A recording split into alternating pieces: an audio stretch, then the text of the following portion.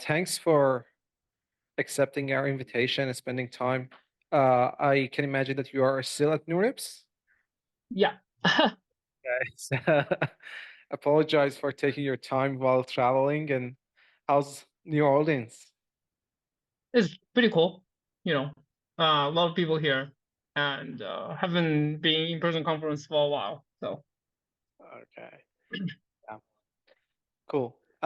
So while we are waiting for people to join in, either online or in person, let's. Do you want us kind of share your screen just to make sure that everything's working and yes, I want to do that. 1 second.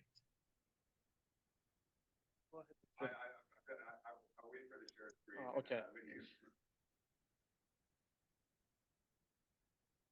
Just don't forget the recording. Oh, no, no, I did that already. Oh, it's been recorded. Okay, cool. James,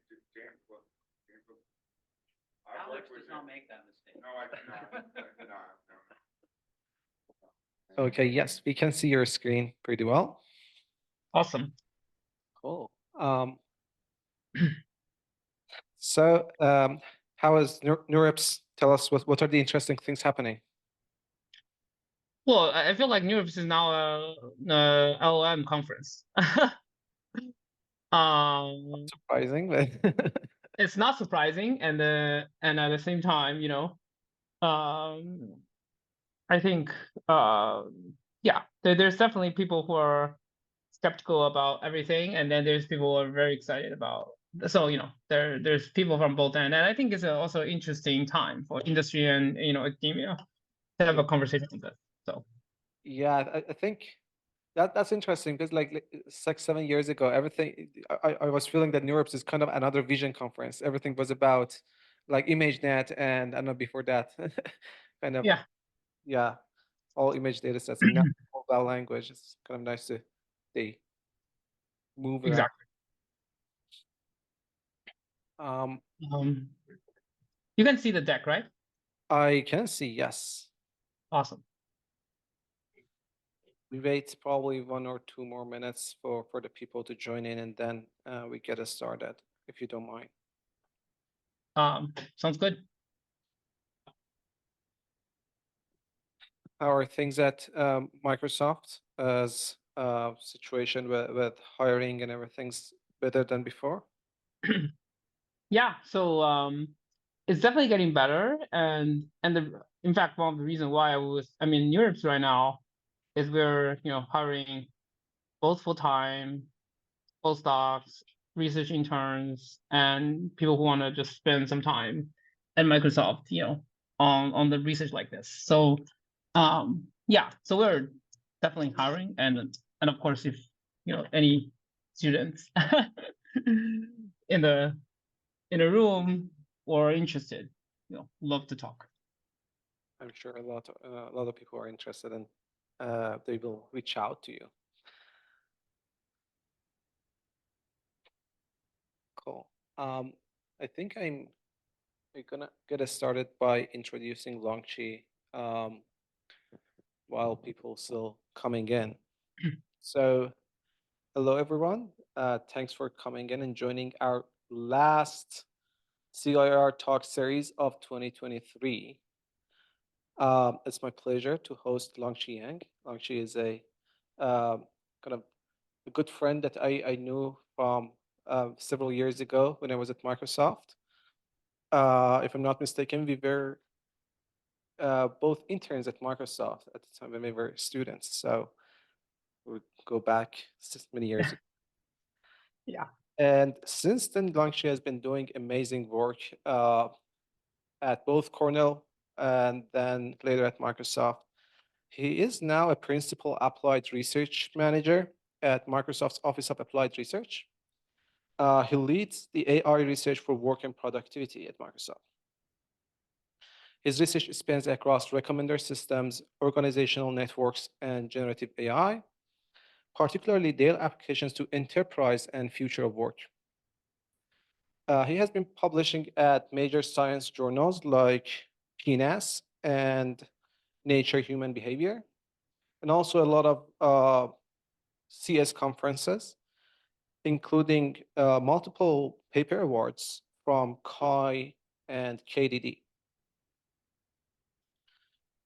If you are reading news articles a lot, you have probably seen a lot of his work being kind of noted by news agencies like Washington Post, BBC, CNBC, Forbes, and the list goes on and on.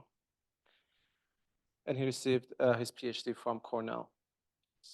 I think I should stop here and let Longqi talk about transform work with AI from graphs to LLM. Please join me to welcoming Longqi.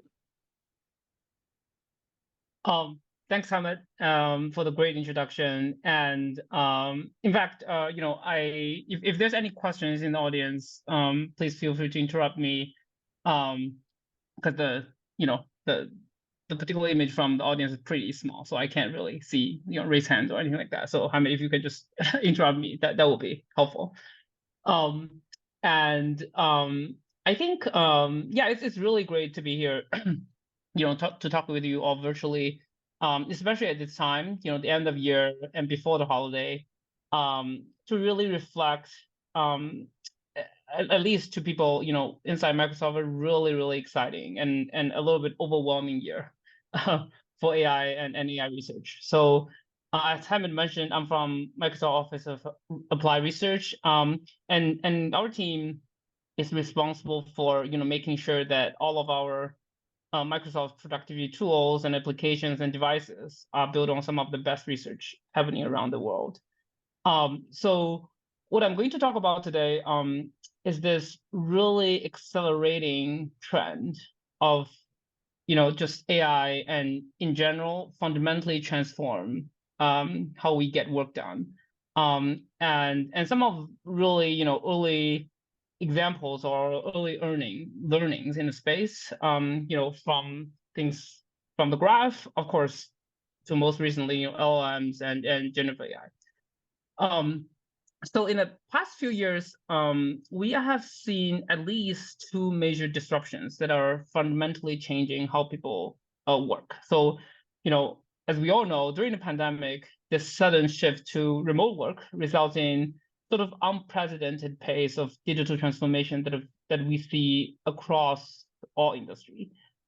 So right now, many people are started to go back to office for some time, but this reliance on productivity applications to really get stuff done have permanently stayed since the pandemic. And more recently, as we all know, generative AI applications, from OpenAI, ChatGPT to Microsoft Copilot. So they started to really automate all the drudgery, that work brings, from coding, writing documents, prepare presentations, to even summarizing meetings and meeting catch up. So we're really seeing these new technologies help people really focus on the creativity and the joy of the work rather than those repetitive tasks. So underneath all of these disruptions and at the core of these disruptions are this trend that the data and knowledge related to how and what we work, from the documents and emails that we write to our meetings, chats, and dialogue that we have with people with chatbot or in a huge database that we can now consume. So this data powers the work AI solutions, from constructing graphs to understand how people work together, to reason the causality over sort of large scale observational data sets that we collected from the work settings, to things like privacy preserving machine learning that sort of try to really respect work and company privacy when we're doing all of these AI solutions, and to definitely the foundation models that sort of enable completely new interaction paradigm and user experiences. And in Microsoft and in all of the customers that we talk to, we already really feel the impact of these solutions.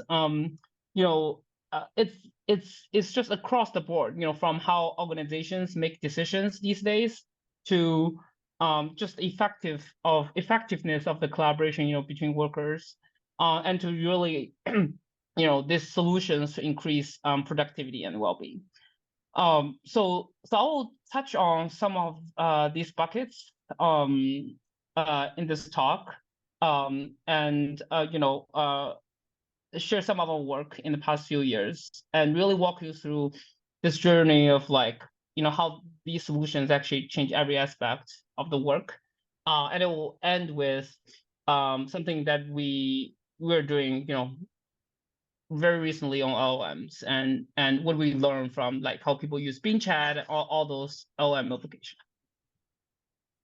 Okay, so if there's no further questions, so I'll start with the remote work disruption. So when remote work first hits, so many of my colleagues at Microsoft, we gathered together to really try to study the causal impact of remote work, to help organizations, not just Microsoft, but organizations around the world at that time. They're trying to make decisions about their ideal work setup. And this was the study that we did last year. We published last year in Nature Human Behavior. So a key challenge that we faced at that time was how can we sort of isolate the effects of remote work from many other factors that are happening during the pandemic. So at that time, we observed a lot of changes in the society. Remote work is one of them, but at the same time, we are in a pandemic, and that resulting in school closures and lockdowns, and a lot of things have happened all at the same time. And companies, including us, we're trying to make decision. What should what is the ideal work policy for information workers or people working in different industry, and what's the upside or downside of remote work, right? So that's kind of the key question that we're trying to answer here is can we actually isolate the remote work long-term effects from all of the rest of the things that are happening in the world at that time? So we started to build this difference in differences model to really do that, right? So I'm not going to go into super detail here, but at the high level, what we did is that we looked at two different groups of people in Microsoft who were doing remote work at that time. The treatment group is those before the pandemic who are working in the office, and the control group are those who are working from home. Even before the pandemic. And unsurprisingly, there are quite large number of people who are already doing remote work even before the pandemic hits. So we identify the causal effects based on this parallel trend assumption, which means that if the time series for the treatment and control group move in parallel before the pandemic, and will have continued to move in parallel if work from home doesn't happen. So if we see any unparalleled trends at the time, that unparalleled is really due to the effects of remote work. So and because of the potential network effects in information work, people, the fact that I work remotely will affect the work of my collaborators. So we actually combine both this more traditional differences framework with the graph effects, right? Where we look at both the ego effects and the outer effects. So meaning the effects of I switch to remote and the effects of my collaborators switch to remote. So there are a lot of nuances in this approach. Particularly, one thing that we have to worry about is that the control and treatment group, they're could be very different populations, right? They could have different seniority. They might have different, various different kind of conditions, right? Like they might from different professions and from different groups and all those kind of things. In order to control some of those confounders, we did the coarse and exact matching where we really look at people's role, managerial status, senior level, and tenure at Microsoft, and really try to match the distributions of the control and treatment group, so that we can really do a good causal estimates there. So we took a large scale data sets from Microsoft employees where we have 62,000 US workers within Microsoft, and we analyze and construct graphs from their communication patterns. So including their emails, meetings, and IMs they send, and aggregate them into a collaboration network that we can analyze in this particular setting. So if I talk about the results, we have to first sort of track this parallel trends assumption that I just mentioned, right? So otherwise, this causal identification is not valid. So here, what do you see? Where you're seeing in this slide is the number of bridging ties that people have before and after work from home. And on the upper side is the ego effect. So it's the effect of I work remotely. And the lower figure is the collaborative effect. It's the effects of my collaborator working from home, right? So if you look at these figures before the pandemic, before work from home, they move in parallel. And what we're seeing is after the work from home, there's a sudden shift. So basically, the parallel happened during the work from home, and then after work from home, those two lines are moving parallel again. So this just shows you, why this is a valid approach to do causal identification, and we checked all the outcome variables that we sort of analyzed in this study. So what do we find, right?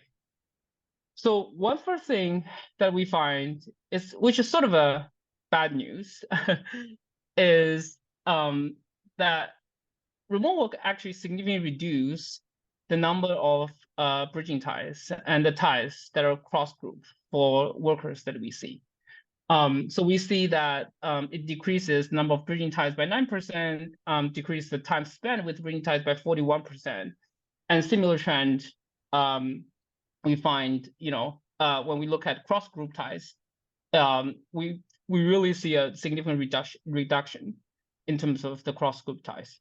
So when I say group here really means the organizations within a company. So in Microsoft, you can imagine it could be like engineering teams versus research team versus our human resource team and those kind of things. On the other side of the coin, while the number of bridging ties decreased significantly, we at the same time see that the network is much more clustered. So that means within the team or within a cluster, the connections become stronger. So in this case, when we look at the clustering coefficient, remote work increased the clustering by 6%. And if we really put this in the sort of the traditional strong and weak tie theory from network science, we actually see that weak ties gets weaker because of remote work. Specifically, we see that people's time spent with weak ties decreased by 32% because of the remote work, and this was really concerning because a lot of literature tells us that weak tie is extremely critical for innovation in the industry that we operate in. So for the long-term success of a company, we really need those weak ties to really facilitate new ideas and form new working groups so that we can keep innovating in the space, right? And similarly on that trend, what we see is that remote work causes the whole collaboration network becomes less dynamic. So people changing ties, changing their connections much less often than they were before the work from home era. So we see that people churn tie less, airtime less, and the network becomes much more stale as compared to before remote work. Longqi? Yes. This is James Allen. I have a question. How are you measuring time that people spend together? Is that like time in teams or something, or? Yeah. So we measure the number of hours people spend on meetings. That is directly measure of time. And also we measure how much time people actually spend on like reading emails, reading IMs, sending IMs. So we basically calculate the time spent with IMs and emails by multiplying the number of emails or number of IMs they send by that average number. And then plus that with the meeting hours. And the idea was that these were, so you talk about it having changed when things went remote, and so because you don't have any information about in-person time people spent together in person prior. I mean, yeah, you don't have that measure, right? Or do you? No, we don't have that measure. And in fact, so that means, these numbers are actually underestimate of the percentage of decrease, right? Like if we, right now we sort of assume that in-person interaction is 0 in this like decrease by 28%, for example. But in-person time is definitely not 0 before the pandemic. So that means the decrease is even bigger than what we estimate here. Okay, great. That makes sense. Thank you. Of course.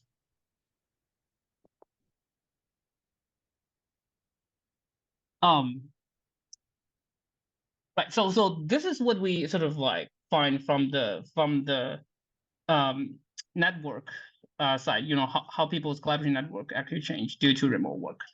And the other thing, very quickly is we do see how people collaborate also changed, which is not super surprising in this setting. Overall, what we see is that people switch from more synchronous communications to asynchronous communication. So when we look at all the meetings, even though under unscheduled calls you see a huge increase, but if you sum all the number of calls together, we actually see a decrease in the scheduled calls, but increase in sort of unscheduled calls and like things like emails or IMs. Those are asynchronous communication mechanisms. So, and at the same time, like remember I mentioned we also estimate this ego effects and the collaborative effects. So we do see a substantial effects on collaborators. So like here you see all the outcome variables we measured, and then the orange dot is the ego effects of I switch to remote work, and the blue dot are the collaborative effects, which is the effects of my collaborator switch to remote. So if you look at things like share of time with weak ties, or things like number of churn ties, or things like share of time with cross-group ties, we all see substantial collaborative effects. And that means remote work is really a team game, right? So it's not just an individual choice. It's not that I can sort of fully make decisions about my remote work, but whatever decision that I make will affect the team, affect my collaborators, and that will propagate throughout the company. So as put all these together, right? Like these insights are great, and it highlights some problems. But as technologists, a natural question that we'll ask is how can we help? How can technology help? So it turns out that because of this shift to async collaboration, it actually gives us this opportunity to optimize our async collaboration tools like Slack or Microsoft Teams to really promote better cross-team collaboration. And that's what I'm going to talk about next. That is like, how do we really take this insights and put that in our algorithms and use that to serve better async collaboration. So this is the work that is published this year in KDD, and it's led by our former intern, Kieran Tomlinson from Cornell University. And this is the work where we really start to optimize workplace recommendation systems to improve the information flow and try to fix this weak type problem introduced by remote work. So in an organization, people are often characterized by some kind of clusters. So for example, it could be something like HR, sales, or engineering, or things like that. And in the sort of an async communication platform like Microsoft Teams or Slack, people typically form different teams that connects people within the same group, as well as across different groups. These teams can be things like working groups, interest groups, or professional groups, and so on and so forth. So and then people can sort of like make polls, read polls, replies to polls within the channels that are embedded in each team that they belong to. So this actually form a workplace social media platform. So this kind of teams structure presents a really organic mechanism for information to flow between the clusters. Because people can exchange information from the common teams they're in. Although they are from different orgs or from different teams, right? So this is a very exciting platform for recommendation because you can really start to say, I can use recommendations to help people be more aware of things that are potentially from their weak ties or potentially from those cross group ties. So that it can really help you, bring you new ideas and form new groups. So in order to sort of really sort of think about it and develop recommendation system in the space, we need to first start to model like how does this dynamic really works. So we model this whole dynamic of like polls, reading, writing, and reading as a dynamic temporal graph, where edges here represent the flow of information. So an edge will form when a post is made by one person and is read by another, right? And in this network, this is highly temporal because people post things at any time of the day, and could be any kind of delays between the people post something and after someone read the post. So for example, in this slide, there's a post made by person E at time 2 and read by person B at t equals 3, right? So we have to account for these temporal dynamics when we are actually modeling or even measuring information flow within an organization, right? So how can recommendation help? So let me just give you a very intuitive example here. So let's say there are three clusters as we see in the previous slide, and in this case, if we can find some posts made by person C in engineering team and recommended to person I in the HR cluster, and at the same time, this is a post that happens to be something that person I is interested, then we're able to add additional information flow within the organization's collaboration network, and that could potentially improve information flow and the connections within a company, right? Of course, it's not like as straightforward like this because as humans we don't read things that we're not interested, so you can't just like recommend random things from some groups that I'm not in and sort of expect that I will read it. I will not read it, right? So we really need to find that balance between the posts that can give you meaningful connections, at the same time something that you'll potentially interact with or are interested in. So the first research challenge that I will address here is to really how do we measure information flow and the success of recommendation in this temporal setting.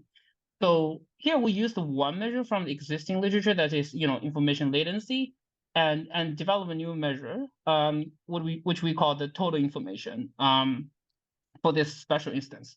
So let me explain, what do we mean by this? So information latency is a sort of a well-known concept from network science literature. So in our setting, it basically measures how recently could a person have heard from another person, right? So we characterize this by looking at all the temporal paths that originate from one user U that arrived at the user V at time no later than t. So that means we're looking at all the possible paths from one user to another user, and then see what's the latest departure time of those paths, and that will tells us what's the the minimum latency that we can actually compute about two pair of users.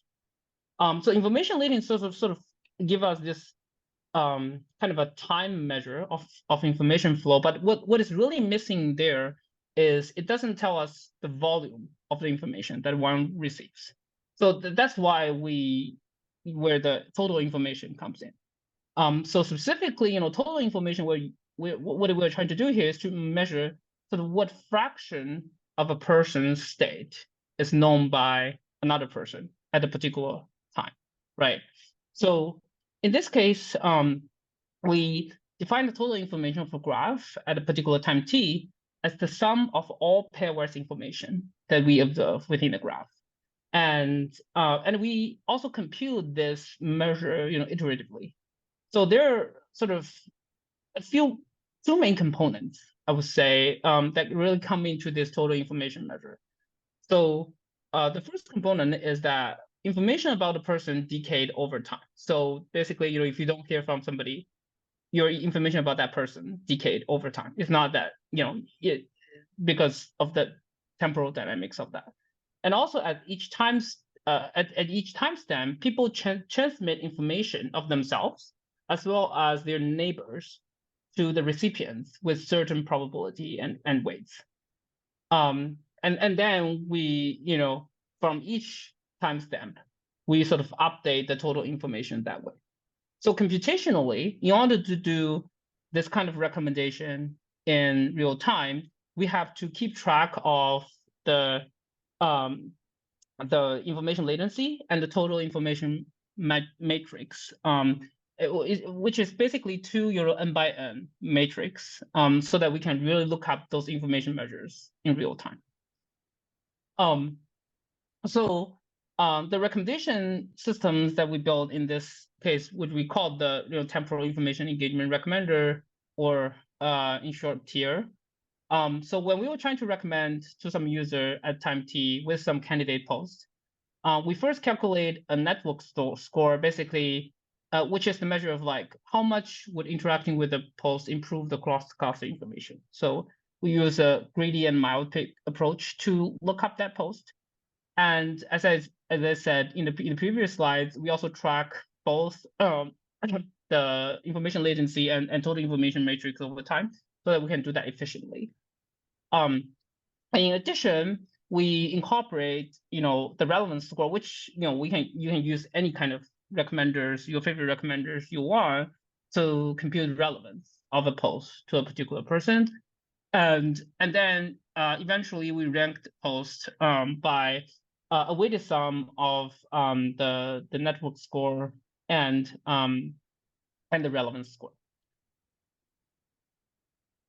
So we conducted extensive experiments with some quite large scale data sets that we have in Microsoft, where we took about 180,000 users, full-time Microsoft employees, and we took their 1 month of communications in March 2022 of all of their activities in Microsoft Teams, Outlook, email, SharePoint, which is basically all the file activities too.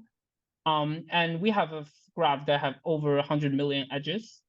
So we also tested, our methods on various different kind of definition of clusters. So the clusters that are defined by organizational chart, like things like, the reporting structure, or the clusters that are defined by just doing, graph clustering on the raw collaboration graph that we sort of observe.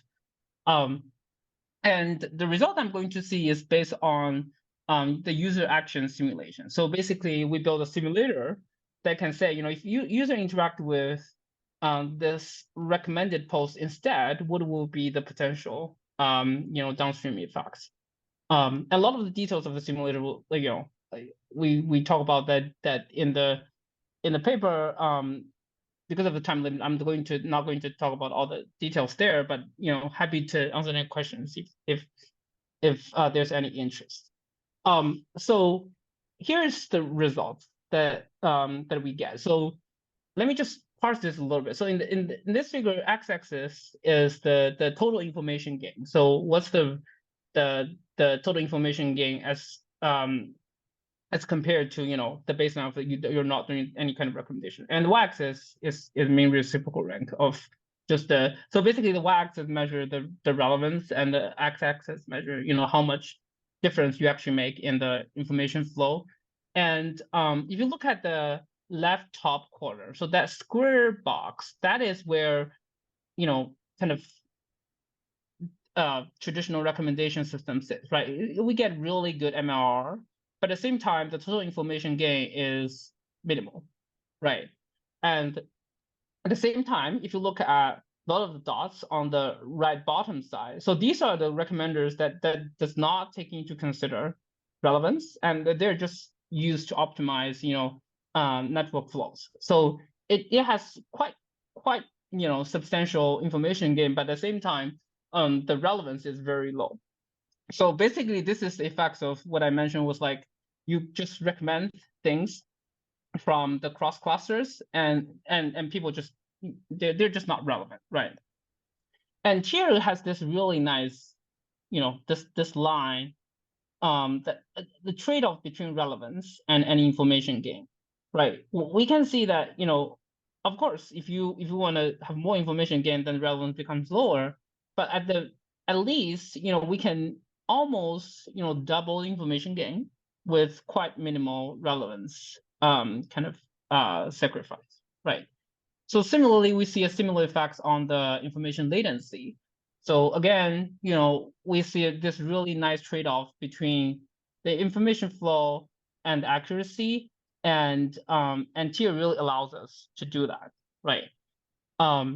And because this is from one of the user action simulators, and in this case, we actually did it in a very conservative fashion, where we only assume people will interact with the things that we recommend at 1% probability. So that is driven by some of the empirical statistics, but at the same time, it really played a lot of these data points in the conservative region. But if we increase that action probability, you will see that the mean total information gain will increase over time. But of course, at some point, that will people will not interact with the things they recommend 100% time, so that is not realistic. But what here shows you is really, if you look at the logit, which is the recommender doesn't account for the information flow. So it's like for those recommenders, even if you increase the action probability to 100%, it does not help because it's just not something that they are optimized for. But CIIR is able to really leverage this fact that if people are getting more engaged, then we can achieve even more sort of gains in terms of the information flow. So that's kind of how we are doing that, and we are also building a lot of these into the tools that people are using these days. And when we are scaling this, another challenge, I'm not going to go into super detail about this piece of work, but I just want to bring this up since I think it's quite interesting, and it doesn't exist in other domains in terms of just recommendation, the challenge of recommendation. So in the work setting or in productivity setting, we're often deal with this multi-organization setting. So like you're building a recommendation system for like 1,000 different organizations that have very different collaboration pattern, right? You could imagine, they're organizations like education institute, like universities, but they're also like companies or nonprofits and companies in different industry and things like that. And one thing that we faced in that setting was like, the organizations are very diverse. And when you just train one model, it often works very well for some, but it works like terribly for others, right? And in that setting, one of the things that we find is super interesting was, quite surprised us quite a bit, was we actually see there are a few organizations that are like what I would call as super orgs. So their data is so generalizable such that when you're training a model on those organizations, they generalize really, really well across different diverse organizations. And if you include, data from other noisy organizations, is actually degrade your performance. So basically, more data doesn't really help in this setting. So in order to scale what I mentioned about like all the network recommenders to all the organizations, so this is additional step that we take is really try to see, what are the sort of organizations and data that we can really use to train a model that generalize. So, and we also read a paper about this, but in a nutshell, what we find is that, when we are doing this, what we call the targeted training on a set of tenants or companies that whose data generalize particularly well, we actually achieve the best performance, and in a way that we don't need to use all of the data that we have. Yeah. So I'll pause here maybe for a second for any questions before I shift to LLMs. There is a question in the audience. Hi, Longqi. I'm Shishira speaking. Sure. Hi. So my question was on the previous slide when you had the sort of source and target orgs.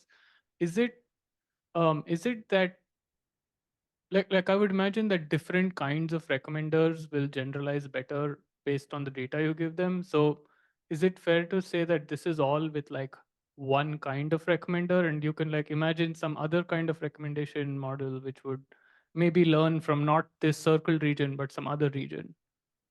Yeah, actually, this is a quite generalized one. If you look at the figure on the right, we actually test 3 classes of recommenders. So linear regression, which is all the linear models, GCN, graph convolution neural network, and IGMC. Basically, is a the inductive graph recommender from CIIR a year ago or something like that. So we find similar patterns, although the more advanced the models are, the difference is probably smaller. But it also depends on the data set and type. Like for example, in this setting, the chat recommendation versus message recommendation, you actually see the gap are bigger, right, for like GCNs and IGMC for message action. So but this pattern of like when you train things on a targeted training data set, it seems to hold for a category, a classes of recommenders that we tested. Yeah. Okay, awesome. Thanks.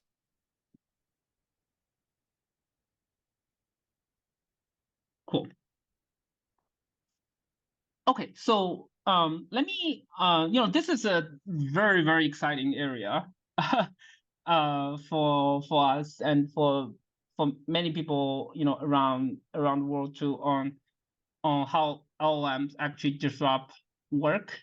And we started to do work in the space, for quite a while now. And I would like to share some of our early learnings in the space. So the first set of work that we did is, we have a lot of LLM based products, right? So things like Bing Chat or ChatGPT, and to all the copilots that we built.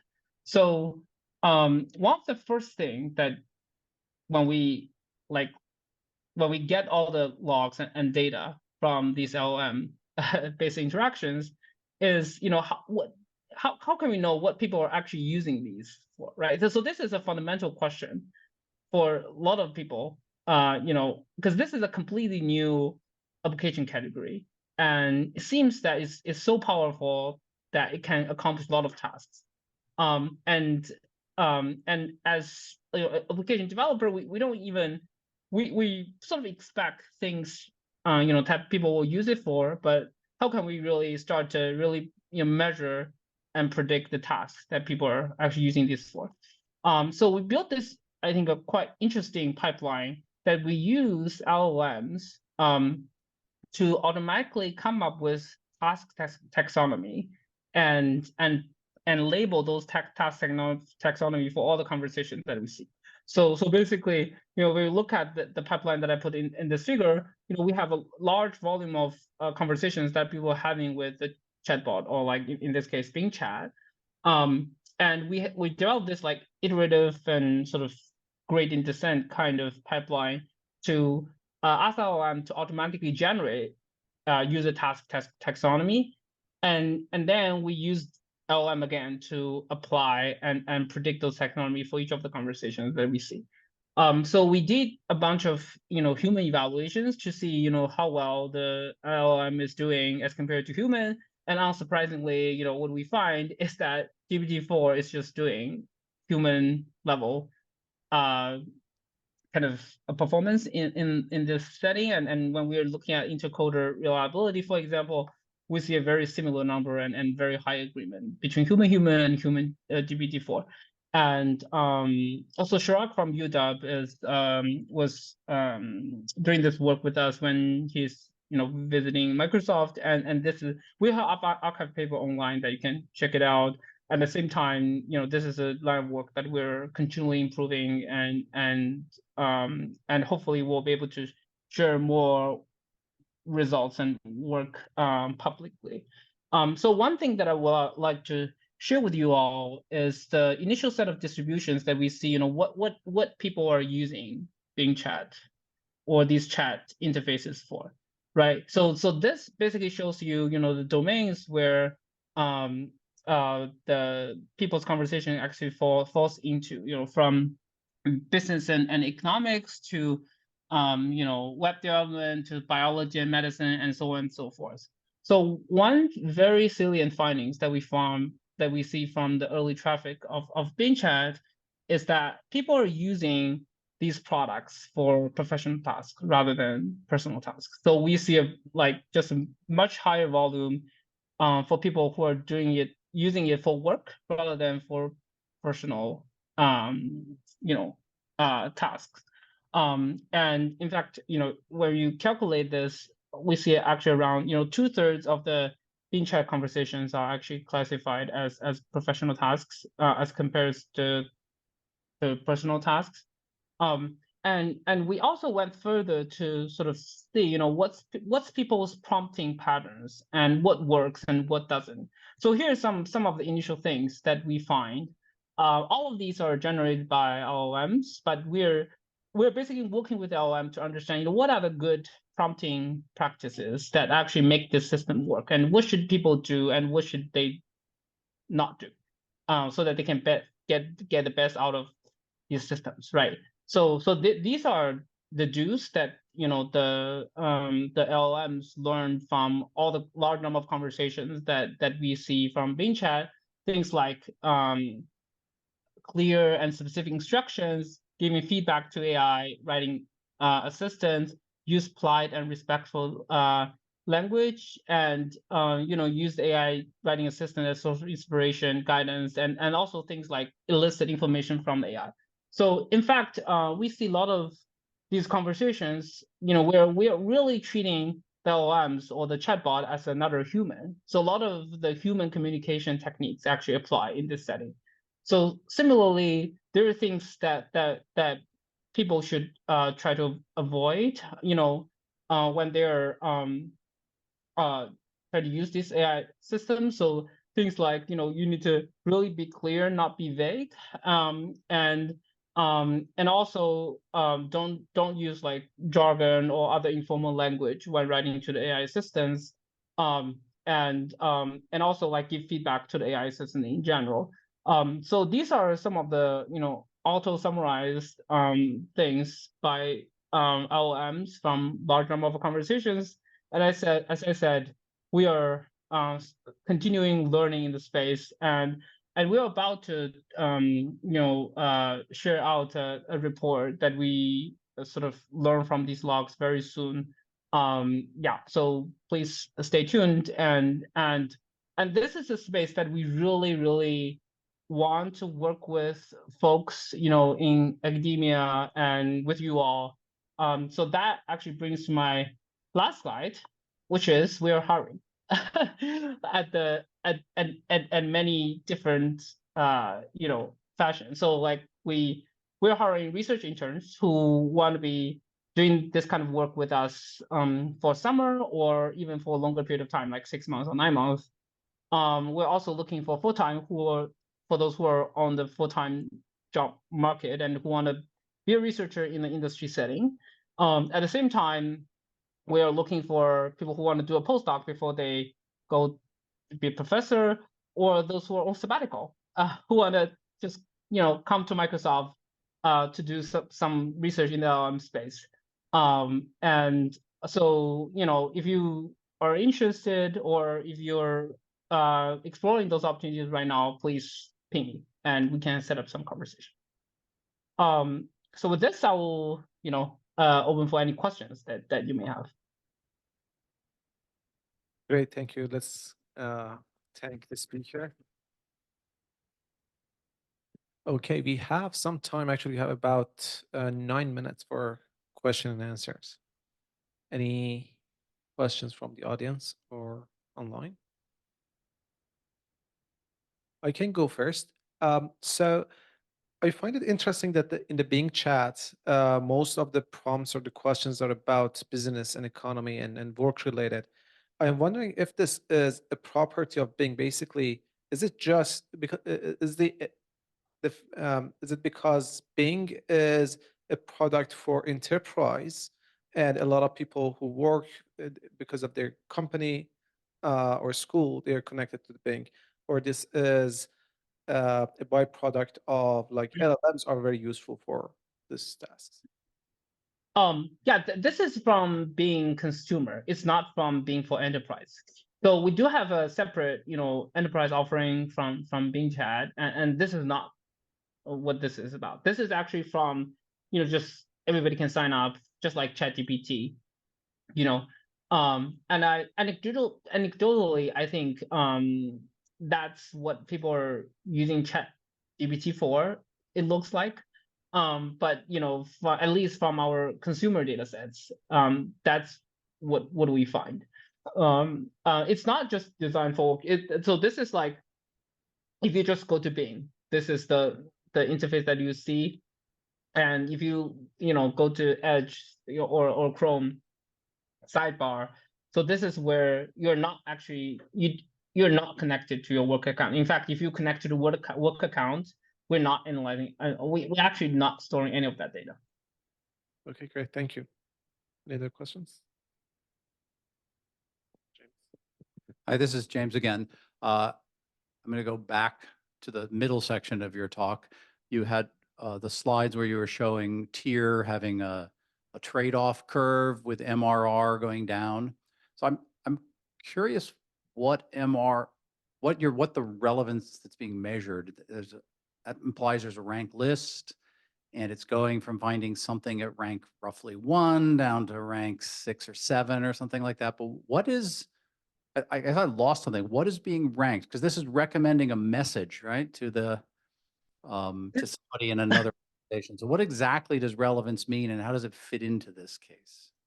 Yes, absolutely. So we are ranking this like social media post, right? So what we rank here is a post that people make in the channel, and we divided data in a way that like at every point we observe what the ground truth of people's interaction at that time.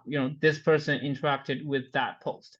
So the MRR is measured in a way that looking at the ranking of that ground truth post within your recommended list. So the one that Mhm. they did interact with is relevant in this case, and so you're looking to see where it is in the ranked list. Exactly. But you don't know, because this is sort of simulated based on past information. You don't know whether they might have interacted with the one that you ranked first. Right. So that is the part that we simulate. So basically, the information gains are the ones that are simulated.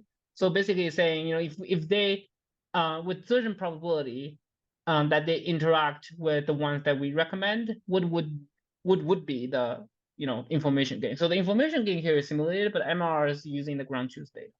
Right, but so because this seems to suggest that when you're recommending a post to someone, the worse you do, the more information flows, right? Because as the MRR from tier goes down, your information gain is going up. Yes. So the one with the highest information gain would be you pick a post from somebody that you have never talked to, and you have really weak ties, and then that post will introduce the most information gain because that will just give you a edge that you can propagate information between the two islands, right? But that post is likely to be really terrible because that post might be some teams that you just don't care or like have no any relationship with anything that you're doing, so you would not be interested in that post. But if you did look at it, information gain would go up, but you might not be interested in it. Is kind of what, because that's what the MRR is suggesting. Okay. Yeah. Yes. Thank you very much.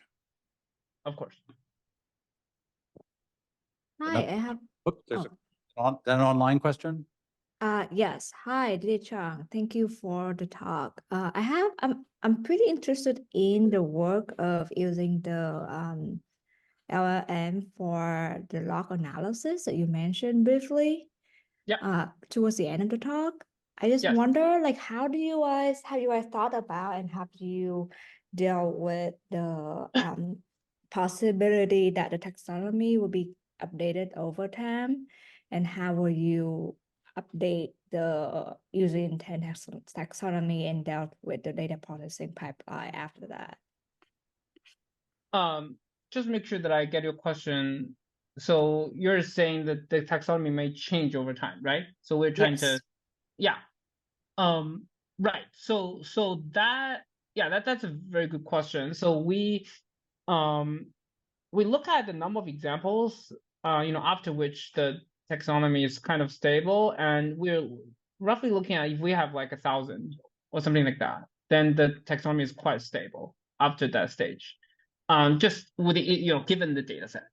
But to your point, how people are using these systems are constantly changing. So that's why I think, having this automated pipeline that can really learn taxonomy from the data is super important so that we can really track people's, intent changes and task changes over time, right? So in the past, we sort of like mostly just fix the set of tasks, but now we are able to maybe for every month we'll refresh this taxonomy and then do the distribution and show how it changes over time. But of course, we need to worry about, for example, things like, how do we map between different taxonomies, and if taxonomy changes, then what is changed, what is not. So but yeah, so I think what we're saying is a very good point, and we're actually doing that, like in practice, we're refreshing the taxonomy over time.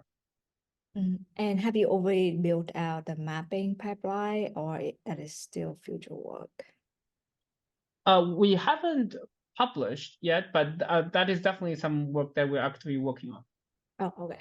Sounds good. Thank you. Thank you. Good afternoon. Thank you for the talk. Two quick questions. And my name is Chase. I'm sorry. Number one, in regards to the hours, I know that some people actually worked more hours doing work, specifically the salary workers. I mean, workers who are hourly didn't necessarily work more hours, especially if they're in different time zones and they have different teams in different areas. Wondering your thoughts on the number of hours. Did you see that increase? The second concern is, how did you all handle privacy violations? I know here at UMass, we have the IRB that we have to submit and be monitored. And I'm wondering how you did that with employees, especially given the number of employees that you, emails and whatnot that you evaluated. Thank you. Absolutely. Great question. So on the first of your question, we see that the people's work week span are longer. So the span means, the time that you start work to the point that you end, you stop working. So I think we need to be careful about the interpretation of this.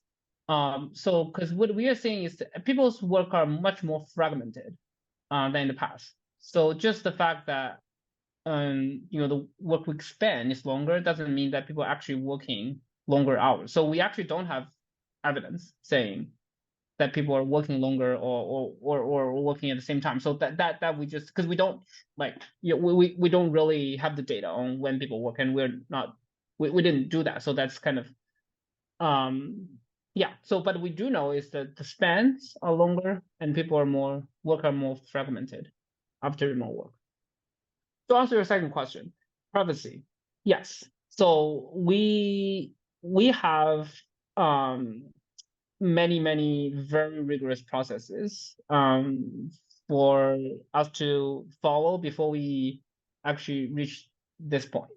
And a lot of that is actually, we have a IRB equivalent in Microsoft, but we goes way beyond that. Like we have privacy, compliance, legal, and also sometimes depending on the data that where the employees sitting, we're also working with like work councils and all the stakeholders and yeah, and we are making sure that everything that we study here are fully anonymized in a way that even though you're able to do matching or things like that, all of the texts are masked out, so you don't really know which team this person is from, or like if who this person is or anything like that. So everything is aggregated at the level that we need to get privacy compliance and IRB approval to do all of these studies. And